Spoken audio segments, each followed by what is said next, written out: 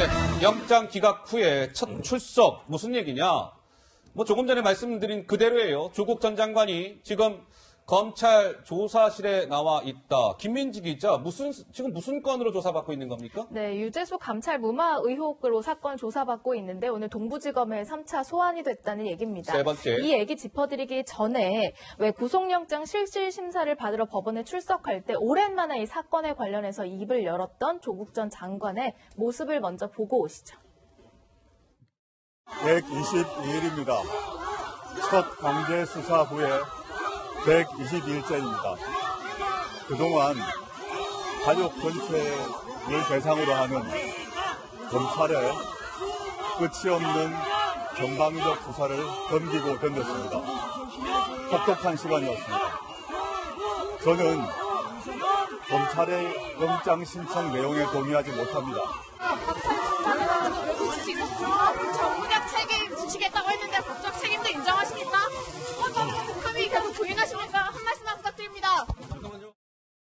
네, 결국 전날 법원은 영장을 발부하지 않았죠. 영장 기각 직후에 이제 구치소를 나오는 장면인데요.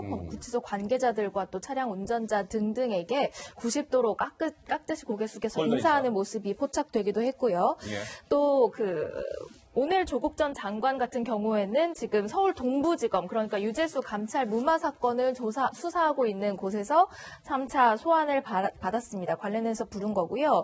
영장 기각이 지난달 27일이기 때문에 구속영장 기각 후에 열흘 만에 검찰에 다시 나온 겁니다. 검찰이 오늘 조사 이후에 영장을 다시 재청구할지 여부를 결정한다고 하네요. 자, 의미심장한 검찰 소환이라고 봐도 될까요? 자, 다음 그래픽 한번 봐주시죠. 의미심장한 검찰 소환. 그러니까 지난 3일, 오늘이 6일이죠. 사흘 전에 검찰이, 전날이 무슨 날이냐면 추미애 장관이 왜 과천청사 법무부 청사에서 취임식을 한 그날이었어요. 백원우 전 민정비서관이 두 번째로 유재수 감찰 무마건과 관련해서 두 번째로 검찰에 불려나와 소환 조사를 받았습니다. 오늘 무슨 날이에요? 추미애 장관이 법무부 장관으로 취임한 이후에 첫 번째로 맞는 평일의 월요일입니다. 오늘이 조국이 김민지 기자 설명대로 세 번째 동부지검에 불려나와 지금 조사를 비공개로 받고 있습니다. 검찰은 친문 청탁 밝히는데요. 수사에 초점을 맞추고 있답니다. 조국, 이 정도는 기본이에요. 조국 넘어 백원우 등을 정조준하고 있다. 정 의원님은 오늘 어때요? 저 백원우 소환, 조국 소환. 어떻게 좀 평가하고 싶으세요? 두 가지의 핵심 포인트가 있다고 보입니다. 지금 조금 전에 말씀하신 것처럼 사실은 유재수 감찰 중단 사건과 관련해서 지금 이제 유재수 부시장은 지금 구속 기소가 돼서 재판이 지금 시작되고 있죠. 그런데 예.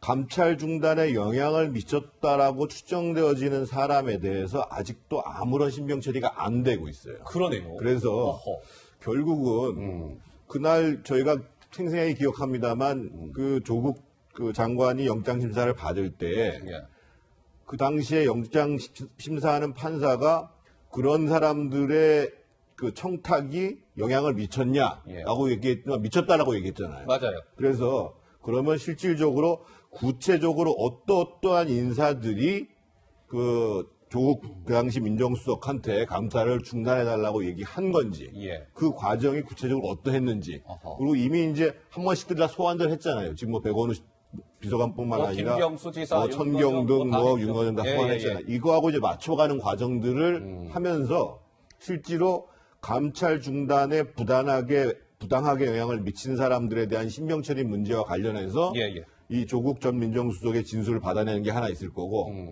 두 번째로 이건 참 말씀드리기 조심스러운데 추가적으로 조국 전 민정수석이 증거를 인멸하려고 했던 정황들이 새로 발견됐다.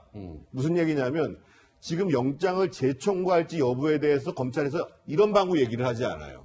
근데 현재 상태에서는 사실은 추가적인 범죄 혐의라든지 또는 그 증거인멸의 구체적인 내용이 나와 있지 않은 상황 속에서는 영장 재청구해봤자 소용이 없단 말이에요. 발부 안 되니까. 그래서 결국은 그간에 있어서 지난번에 구속영장이 기각된 이후에 검찰이 추가적으로 증거인멸의 혐의에 대해서 확인한 게 있는 건지 그거에 대해서 만약에 조국 그 민정수석으로부터 피의자로부터 조사를 해서 사실관계가 확인이 되면 사실은 영장이 재청구될 수도 있죠. 알겠습니다. 아까 증거인멸 이게 좀 키포인트군요. 그렇죠? 뭐 조국 전 장관이 어디 뭐 도망갈 가능성은 일단 낮다고 보고. 그럼 구속사유가 이제 증거인멸 아니면 도망의 우려인데 이 증거인멸 부분이 구속영장 재청구 여부에 관건이 될 것이다. 이제 이런 말씀을 주셨고 한번 지켜보도록 하겠습니다. 자, 지금 저희가 한 것은 이제 청와대의 유재수 감찰 무마 사건에 대한 검찰 수사 상황을 짚어드린 것이고 지금부터는 청와대의 울산시장 선거 개입 사건에 대한 검찰의 수사의 흐름, 뭔가 좀 미묘한 흐름 이런 것들 하나하나 짚어드릴게요. 자, 지난주 토요일 김민지 기자 청와대의 울산시장 선거 개입과 관련해서 검찰이 뭐 했습니까? 검찰이요, 지난주 토요일에 울산시청을 압수수색했습니다. 압수수색. 보통 기관에 대한 이게 압수수색은 그 모습이에요? 관계자들이 출근한 평일에 이루어지는 게 보통이라고 하지만 관련자들이 출근하지 않은 토요일에 저렇게 전격적으로 울산시청을 압수수색을 했습니다. 검찰은요, 이 사건에 울산시청의 공무원들도 뭔가 관련돼 있다 이렇게 판단을 하고 있습니다. 왜요? 그러니까 2018년 지방선거를 앞둔 당시에 울산시청 공무원 한 10여 명이 송병기 부시장, 당시에는 공직을 떠나 있던 이 송병기 부시장에게 울산시의 주요 개발 사업 계획 등이 담긴 비공개 문서를 수십 개 전달했다. 비공개 문서. 그렇습니다. 네. 그렇게 가담한 공무원들이 또 선거 후에는 송병기 부시장에게 덕분에 요직에 가게 됐습니다. 라고 문자를 보냈다는 것도 검찰이 정황을 파악했는데요.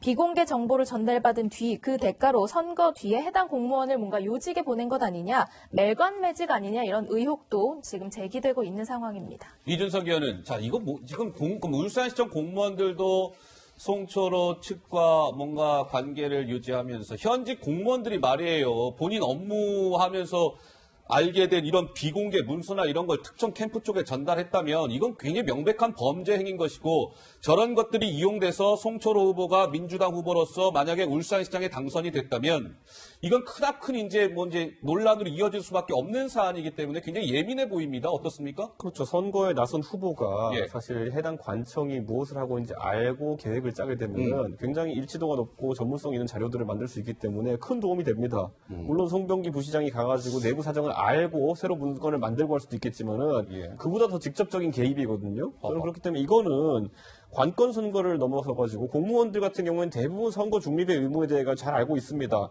제가 만약 저희 동네에 가서 구청 가서 인사하려 하잖아요. 그러면 손살에 치는 분도 굉장히 많아요. 나중에 문제 생길까봐. 그거는 서로 조심하는 겁니다. 서로 나가는 사람도 조심하는 그렇고 거죠. 공무원도 네. 그렇고.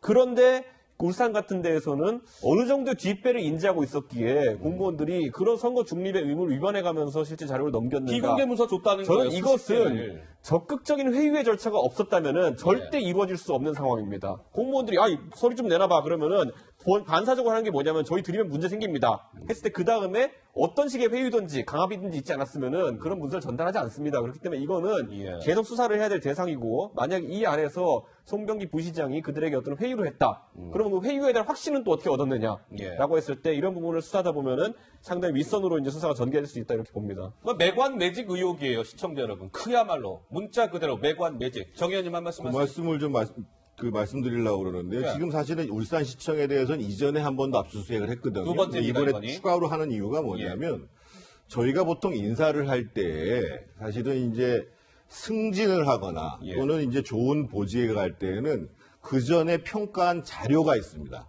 예를 들면 과장에서 국장으로 승진한다고 그러면 대략 그동안에 있어서의 업무 고과나 단면 평가 등등의 내용을 가지고 한 1.5배수 정도를 압축해서 다음 승진 예상자가 누구인지를 사실은 시내부에서 거의 대부분 알습니다. 그리고 예. 그게 인사자료로 남아있어요. 어허. 그리고 자리를 이동할 때도 마찬가지입니다. 그래서 지금 문제가 되고 있는 지점이 과연 저분들이 실제로 시에 있는 문서를 빼서 야. 선거 캠프에 기여했기 때문에 예. 사실은 본인들이 받은 고가 이상의 자리로 간 것이 아닌가. 그런 많은 근거를 찾기 위한 것이 아닌가 봐요. 그래서 오늘 압수수색 문제는 예. 뭐 제가 구체적으로 압수수색을 뭘 했는지는 이제 제가 가보지는 않았으니까 모르겠습니다만 아마 이 소위 이제 매간매직의 의혹을 받고 있는 내용과 관련해서 예. 과연 그 공무원이 정당하게 승진했는가 또는 이전에 그 업무 평가와는 다르게 알겠습니다. 파격적으로 승진했는가 예. 이런 자료들을 아마 눈여겨보지 않을까 이렇게 봅니다. 저 파란색 박스 안에 과연 무엇이 담겨 있을까요? 자, 검찰이 저 압수물을 열심히 지금 분석을 하고 있을 겁니다. 자, 지금까지는 그러면 청와대의 울산시장 선거 개입 사건에 대한 이제 검찰 수사 내용을 좀 짚어드렸고, 이제 한 명의 이제 인물로 좀 와보겠습니다. 시청자 여러분. 자, 송철호라는 당시에 민주당 울산시장 후보가 2018년 4월 단독 공천을 받죠. 당시에 민주당 대표는 지금 추미애 법무부 장관이었습니다. 그때 추미애 당대표의 최측근이었던, 그러니까 대표 비서실 부실장으로 있었던 정모 씨 얘기를 지금부터 좀 해볼 겁니다. 자, 김민지 기자, 이 정모 씨 왜 일단 논란이 됐었었죠? 뭐 행보가 수상하다 이겁니다. 그러니까 왜 논란이 됐었냐면 이 송철호 시장 측에게 청와대의 인물을 소개시켜준 인물로 의심받고 있습니다.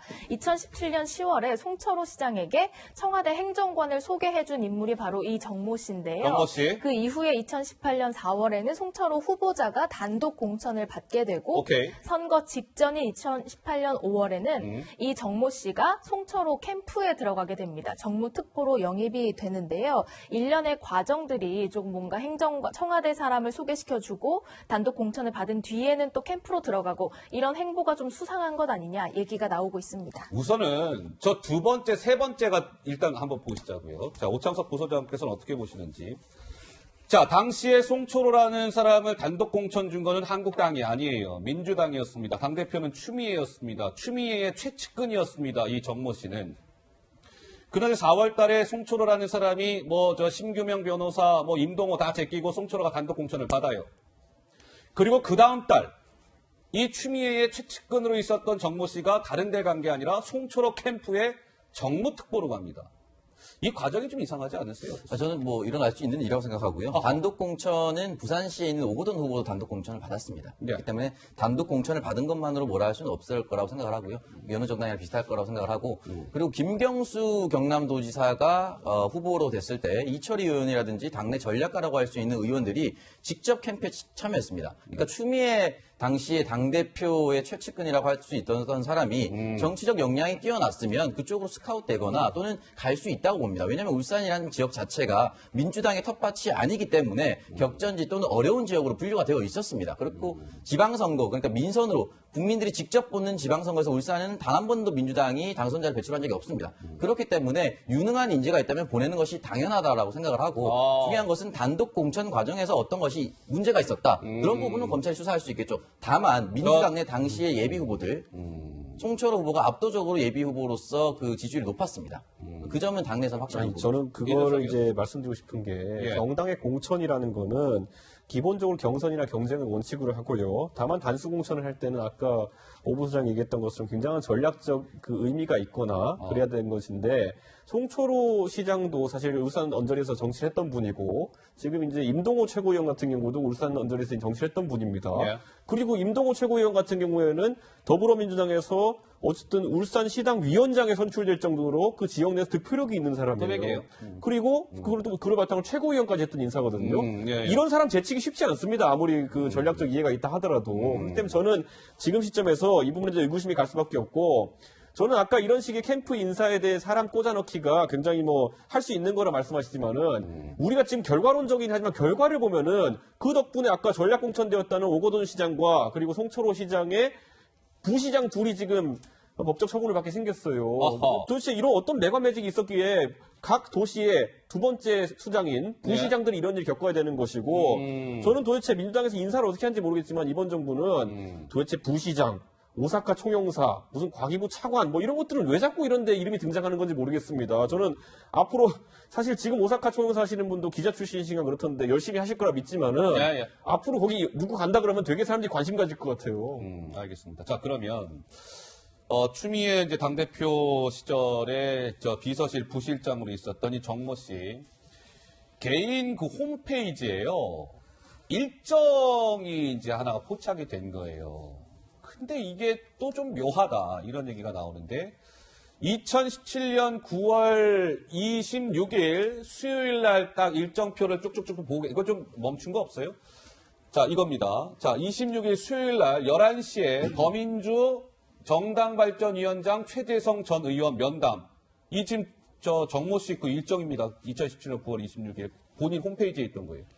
그리고 나서 2시 반, 오후 2시 반에 더민주 울산시당 직능위원장 면담, 내년 울산시장 선거대책 논의. 그리고 나서 그날 울산 선거를 당 관계자들이랑 낮에 논의를 한 이후 저녁을 누구와 함께 합니까? 이 정모 씨가. 자, 18시 저녁 6시. 청와대 민정비서실 관계자 등과 만찬. 묘한 만찬이다. 이런 해석이 나옵니다. 정 의원님. 그러니까 이 시점이 중요해요. 이 시점이 2017년 9월 15일이거든요. 9월 26일. 그러니까 9월 15일 날 처음에 이제 민정실에 있는 사람들하고 그다음에 9월 26일, 2017년 10월 이렇게 된단 말이에요. 예. 이때는 선거가 한참 진행되기 전이에요. 그렇죠. 당 입장에서 보면 사실은 네. 이분이 그 당의 이제 대표 부실장으로 계시는 분인데 예. 당 입장에서 보면 그때 단수 공천을 결정한 것도 아니고 이미 이제 예를 들면 다양한 후보들이 경선을 준비해서 누가 후보가 될지도 몰라요. 예. 그런데 특정한 당 대표의 부실장이 한 분을 위해 가지고 이렇게 청와대 관계자들과의 미팅을 쭉 준비하고 기획을 했다는 거예요. 예. 그 얘기는 무슨 얘기예요? 오래전부터 민주당에서는 송철호 후보의 당선을 위해서 치밀하게 준비했구나라고 아하. 의심하는 것이 아주 의도. 합리적이라고 보는 거죠. 근데 정 의원님이 조금 전에 말씀을 잠깐 주셨는데, 이가 정모 씨라는 이 분이요. 2017년 9월 26일 날 청와대 민정비서관실 관계자들과 저녁 식사를 했다 말씀을 드렸죠. 근데 김민지 기자가 처음이 아니었죠. 그렇습니다. 그보다 앞선 시점에서도 그 청와대의 선임행정관과 오찬을 했다. 한번 봅시다. 이것들이 이제 정모 씨의 일정표에 써 있었는데요. 2017년 9월 15일에는 정부실장이 청와대 민정비서실의 선임행정관과 오찬을 했다. 이런 내용입니다. 그 당시 선임행정관 이광철 선임행정관이었고요. 그 이후에 방금 말씀드렸던 내용 일정들이 진행이 됐는데 그리고 나서 2017년 10월에는 어떤 일이 있었습니까? 송병기 부시장이 청와대에 김기현 시장에 대한 첩보를 전달하고 이 첩보는 경찰에게 전달이 돼서 이후에 미묘한 시점에 수사를 하게 됩니다. 결과적으로는 야당 후보를 제치고 이제 대통령 최측근이 당선돼서 지금의 논란이 불거진 건데요. 이런 일련의 과정들이 좀 수상하다, 의혹이 제기되고 있는 문제들입니다. 좀 전 그래픽 다시 한번 봅시다.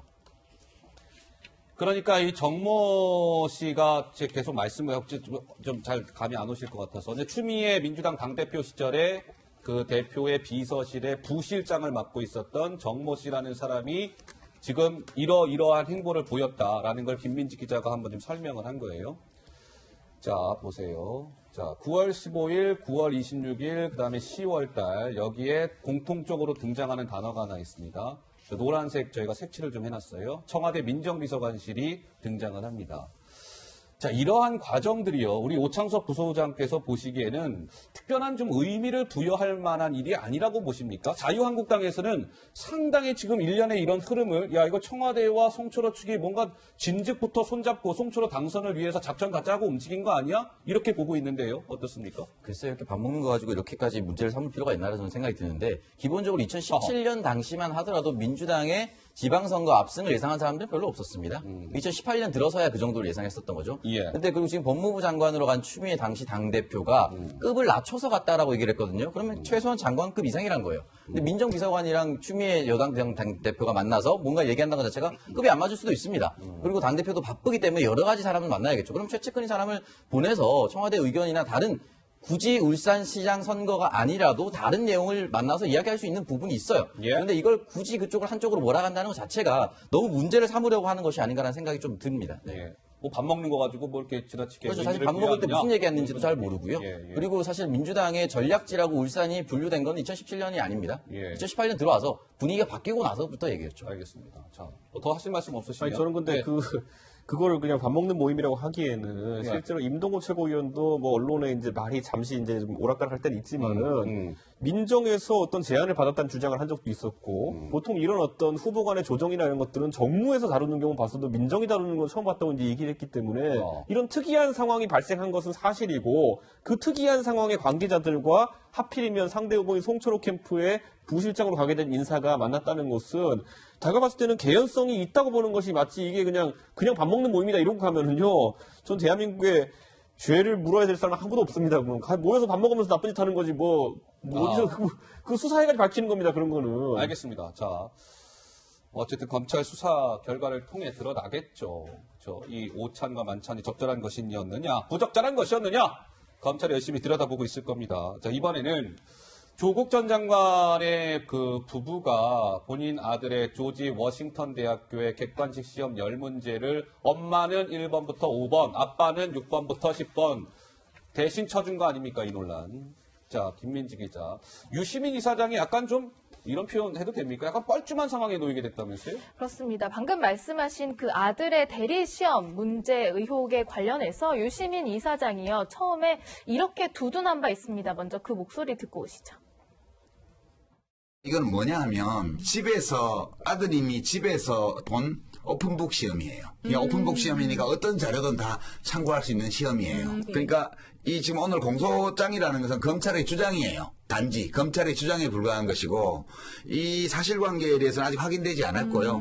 이제 조국 가족의 주장이 또 있죠. 네. 그건 법정에 가서 다퉈봐야 되는데 깜찍했어요. 조지 워싱턴 대 업무방해, 위계한 업무방해.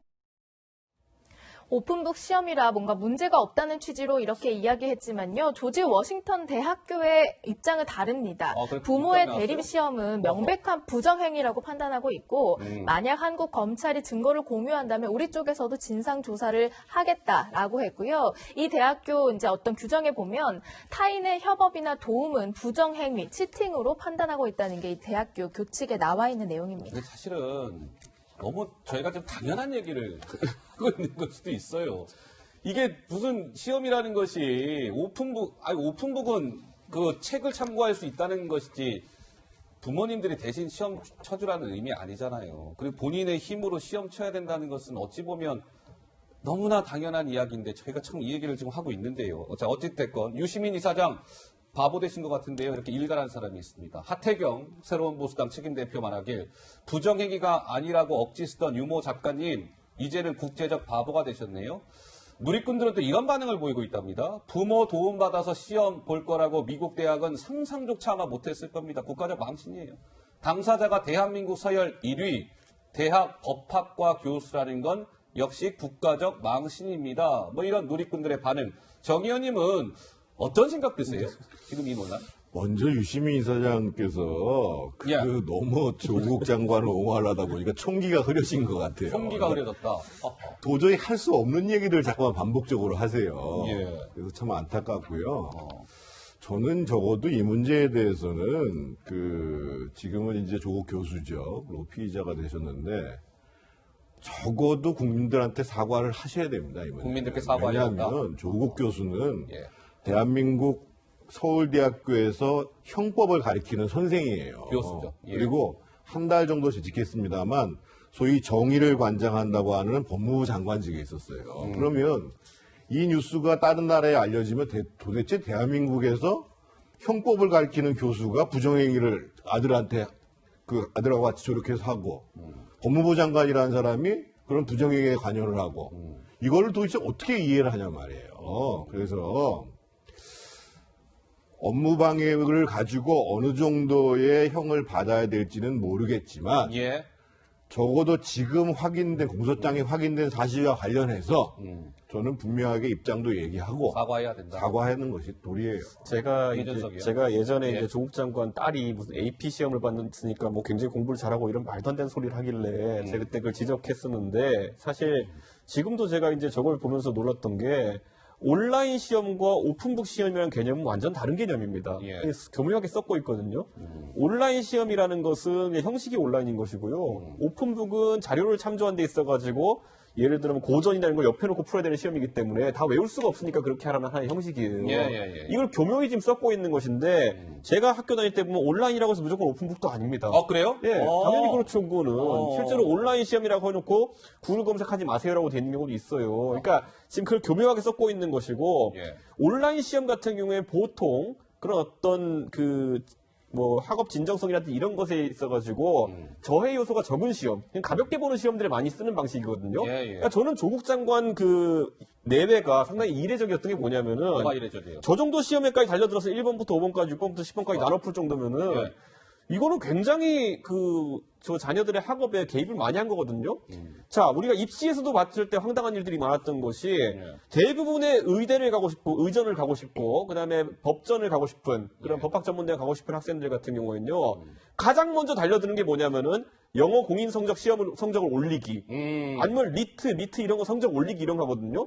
근데 이 자녀들 같은 경우에는 성적 점수 올리기에는 굉장히 실패를 많이 했었어요. 그리고 나가지고 보통 입시 경로를 생각 안 하는 방법들로 입시를 한 거거든요. 저는 지금도 마찬가지인 게 아니 왜 학생이 가가지고 항상 가장 넓은 길로 안 가고 왜 이런 좁은 길만 찾아가고 다니는지에 대해 가지고 굉장히 의구심이 들고 유시민 이사장 제가 이런 말 하기는 좀 그렇지만은 잘 모르는 영역에 대해서 말씀 안 하셨으면 좋겠습니다. 모르면 말하시면 네, 알겠습니다. 하여튼 뭐 유시민 이사장 오픈북 발언 논란이 좀 계속 이어지고 있는 상황에서 이틀 전이었겠군요. 지난주 토요일 날 우리가 조국이다라는 게 서초동에서 이런 구호가 울려 퍼졌다면서요, 김민지 기자? 그렇습니다. 지난 주말에도요, 서초동에서는 대규모 집회가 열렸습니다. 조국 전 장관의 지지자들이 모여서 이제 공수처법 설치 법도 통과되고 하면서 뭔가 승리의 기쁨을 누리는 듯한 모습도 연출이 됐습니다. 검찰 개혁에 대한 목소리도 여전히 높았고요. 조국 전 장관 지지자들은 우리가 조국이다라든지 우리가 이겼다라든지 뭔가 이렇게 뭐 고무된 그런 분위기를 보였다고 합니다. 이건 뭐예요? 대검찰청 외벽에 레이저로 그림이 쏘아지기도 했는데요. 잠깐만요. 저기 지금 외벽에 레이저 쏘는 거예요? 그렇습니다. 대검찰청 외벽인데 문구를 보시면 우리가 조국이다라고 되어 있죠. 레이저를 쏴서 공수처가 설치된 것 그리고 검경 수사권 이제 본회의에서 앞두고 있는데 그런 것에 대한 메시지도 대검찰청 외벽에 레이저로 쏘기도 했습니다. 예. 자, 그제 서초동 이 검찰 개혁을 촉구하는 우리가 조국이다가 울려 퍼졌던 이 집회의 모습 잠깐 영상으로 들어보고 오시죠. 검사들이 왜 저럴까요? 검사들이 왜 이렇게 우리를 괴롭힐까요? 저들은 착각을 하고 있습니다. 검사이기 전에 자신들이 사람이라는 걸 잊고 있습니다. 공부만 잘했지 그 중요한 사실, 그 당연한 사실 하나를 모르고 있습니다. 저들에게 외치겠습니다. 검사에게 윤석열에게 하나, 둘, 셋, 검찰! 윤석열!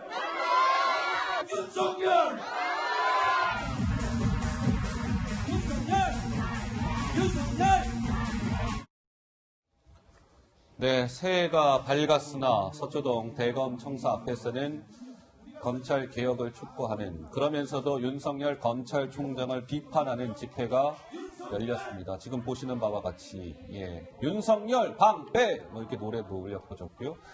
야, 이게 레이저로 쏘는 거랍니다. 이게 대검 청사 외벽에 우리가 조국이다, 우리가 조국이야, 공수처가 설치됐다, 뭐 이런 레이저 문구들. 우리 오 부사장께서 보시기에는 어떻습니까? 이제 좀 그만할 때도 되지 않았나 이런 뭐 의견을 제시하는 분들도 있는데 오 부소장 생각은 어떠세요? 뭐 광화문에도 보수 집회가 계속 이어지고 있는데 뭐 여러 가지 목소리 중에 하나라고 저는 생각을 합니다. 그리고 기본적으로 이제 국민들의 요구 사항을 저렇게 얘기한다고 지금 바로 바뀔 수 있는 부분은 아닌데 분명히 지금 조국 장관에 대해서 방금 전에 나왔던 부분도 지금 조지 워싱턴 대학교 사실 법무부 장관에 대한 인사청문회라고 있는데 지금 거의 자녀 인생을 청문회하고 있거든요. 과연 이것이 과연 합리적인 것인가에 대한 의문을 분명히 저기 나와 계신 시민들은 느꼈을 거라고 생각합니다. 그래서 앞으로 진짜 장관 후보자들 저는 민주당에게도 부탁하고 싶은데 혹시나 정권이 바뀌어서 보수 정당이 등장해서 뭐 정권을 잡는다. 너무 그 사람의 장관 청문회를 오바해서 자녀들까지 인생을 다 털어내는 이런 식의 청문회는 없었으면 좋겠습니다. 아마 거기에 대한 분노가 저기까지 현장으로 이어졌다라고 생각을 합니다. 알겠습니다. 지난주 토요일 날 대검 청사 앞에서 있었던 집회 소식까지 전해드렸습니다. 야, 정말 시간이 빠르긴 빨라요. 딱 100일 남았습니다. 이번 주제 화면으로 준비되어 있습니다. 만나보시죠.